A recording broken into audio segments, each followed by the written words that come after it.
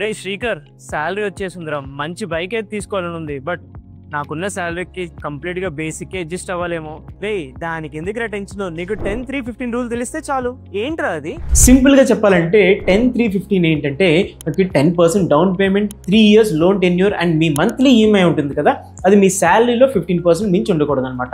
For example me salary 15,000 అనుకుంటే మీరు hero Splendor కానీ టీవీఎస్ రేడియోన్ కానీ ఎఫోర్డ్ చేయొచ్చు. ఇక్కడ సింపుల్ ఎగ్జాంపుల్గా హీరో స్ప్లెండర్ తీసుకుంటే 97,000 ఆన్ రోడ్ అయితే మీకు డౌన్ పేమెంట్ చేయగల లోన్ అరౌండ్ 86,000 88,000 ఉంటుంది.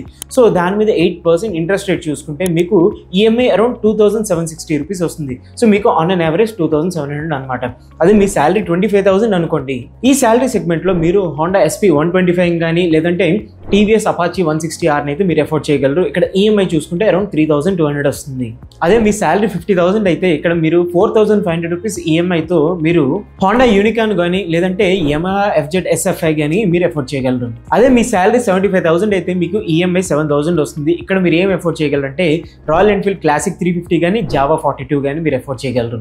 అదే 1 lakh శాలరీ అయితే మీరు ఆన్ అన్ యావరేజ్ ఈఎంఐ 10,700తో మీరు KTM 390 కానీ లేదంటే BMW 310R కానీ మీరు ఎఫోర్డ్ చేయగలరు. సో అదండి మీ శాలరీ తగ్గట్టుగా మీ బడ్జెట్కి పర్ఫెక్ట్ బైక్. సో దీని మీద మీ ఒపీనియన్ ఏంటో కింద కామెంట్స్లో చెప్పేయండి.